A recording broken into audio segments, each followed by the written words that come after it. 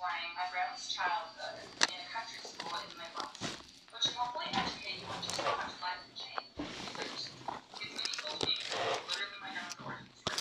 And I think it's so interesting to listen to experiences that might someday be forgotten. And this is one that I kind of want to remember down the line.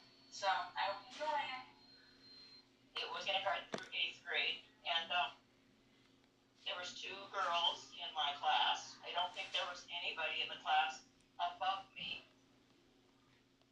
I don't remember if there was. We probably had a total of about 10 kids in the whole school.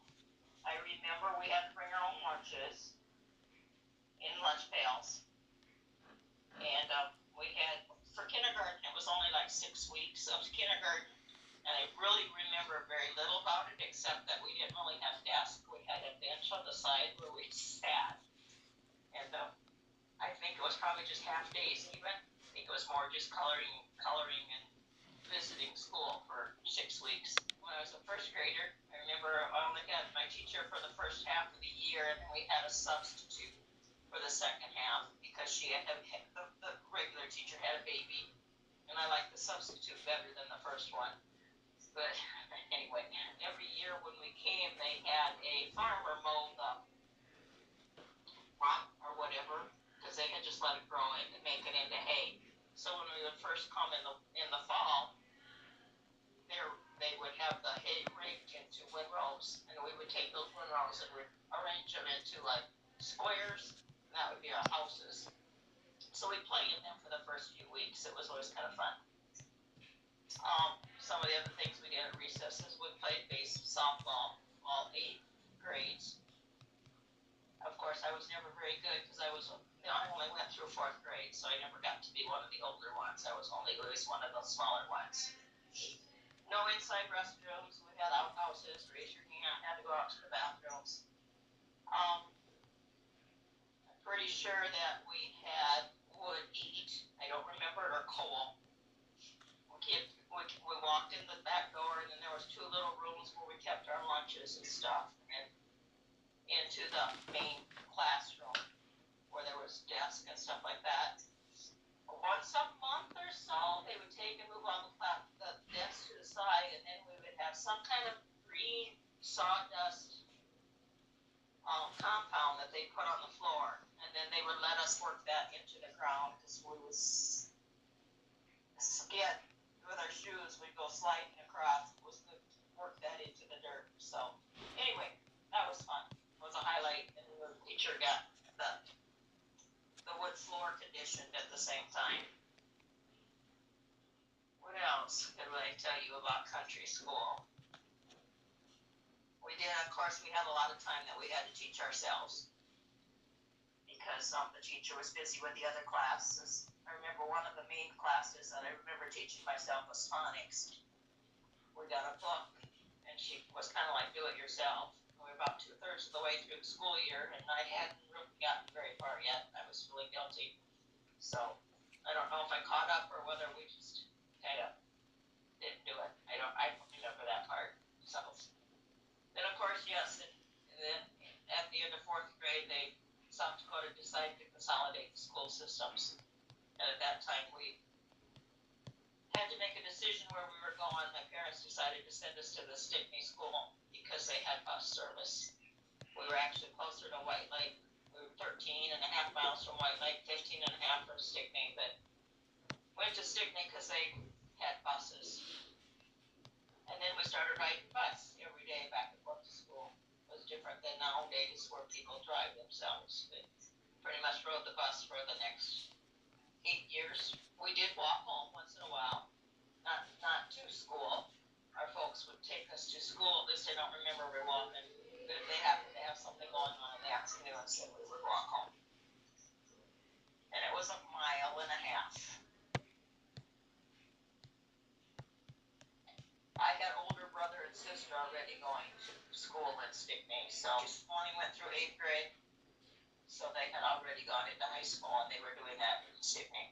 And was it controversial, like the state at all?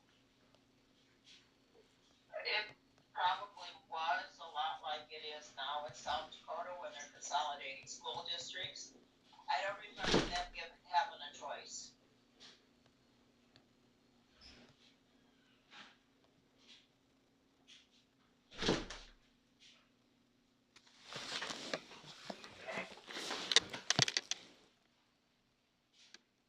was a cost saving thing. They said it was too expensive to keep all the small country schools open, and so where do you want to go? Okay, that's interesting. And then even after you were going to a larger school, you still lived on the farm and couldn't partake in a lot of school activities, correct?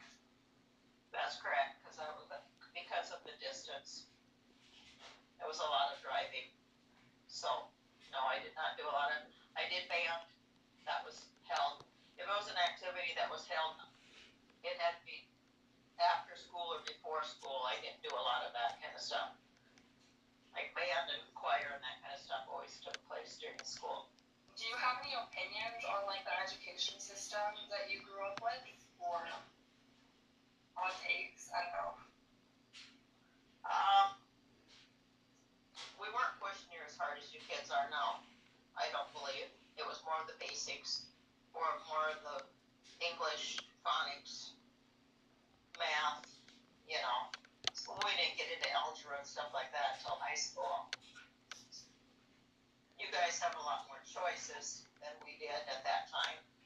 If we had electives of maybe a choice of maybe physics or general science, or, you know, I mean, we did not have near the choices that you guys do now.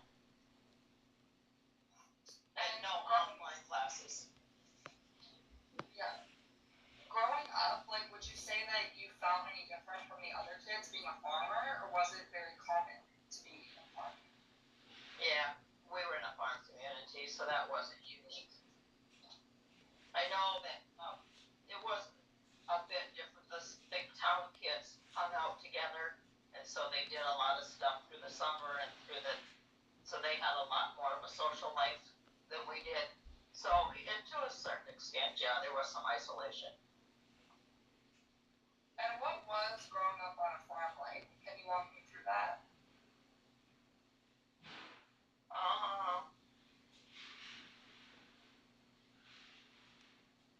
Maybe a bit lonely because you weren't in town.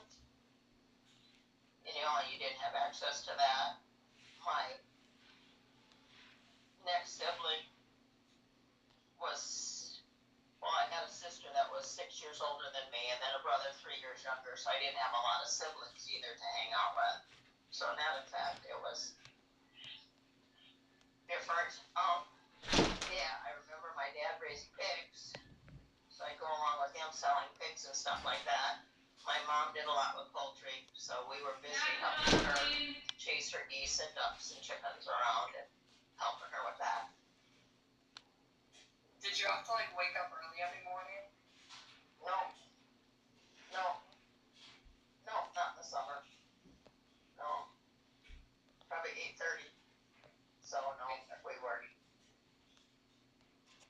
Yeah. Okay, well, is there anything else like notable about your childhood, like meaningful to you about like, growing up, I guess?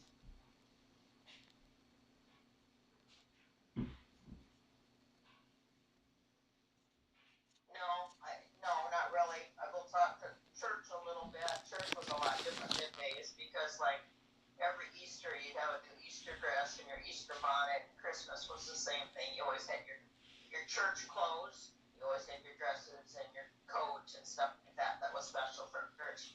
Where nowadays we don't do that anymore. So my mom did a lot of sewing. She sewed a lot of our clothes. Back in those days, it was cost effective to do it.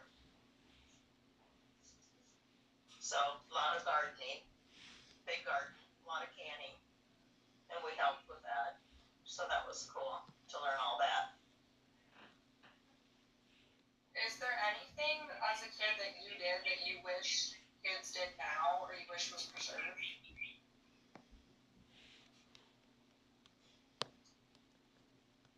Probably the chores, that part of it, growing up on the farm is good. You always had your responsibilities that you had to do. Okay. I think that's it. I think I can make a memoir out of that.